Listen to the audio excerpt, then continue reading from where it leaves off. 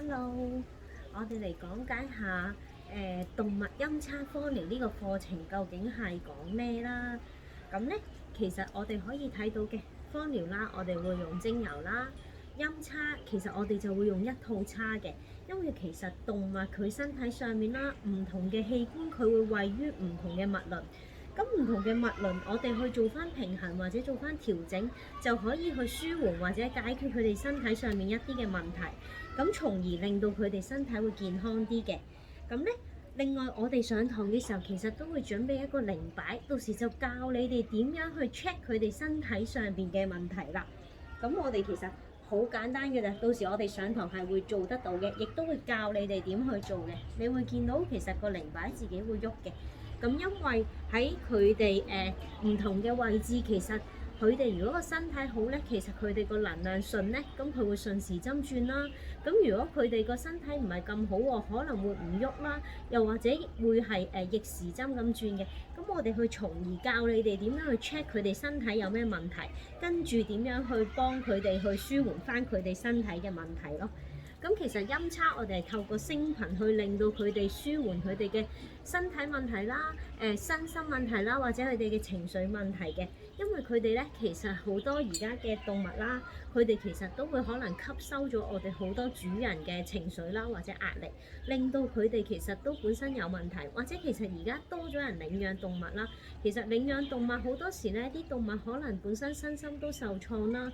咁但係其實動物佢哋冇心理醫生啊，佢唔可以去睇心理醫生去同佢傾偈，去同佢解決一啲問題。咁我哋就靠聲頻去舒緩佢哋身體上面嘅壓力或者情緒上面嘅問題啦。咁舒緩咗咧，你會見到其實啲動物明顯有改變啦。咁好似佢啦，呢個 Baileys啦，其實佢好中意做陰差啊、做按摩啊嗰啲嘅。咁佢其實之前咧，佢另一隻狗走咗之後，其實佢身體係變得差咗嘅。咁因為佢情緒比較大影響啊，即係有啲人都話啊，會唔會即係可能啲動物面對生死，其實比我哋人睇得開呢？其實真係好睇翻每一隻動物佢自己個性格。咁呢一隻呢，佢就係比較睇唔開嗰個嚟嘅。咁所以佢因為情緒影響，令到佢身體都開始有啲變化。咁其實見過佢嘅朋友應該都知道佢之前呢。有一排其實你一望佢，見到佢個樣好唔開心㗎。咁咧佢個眼圈呢度係成個黑晒㗎。咁其實點解會咁樣呢？點解會出現呢啲皮膚問題，或者點解會出現咁多症狀呢？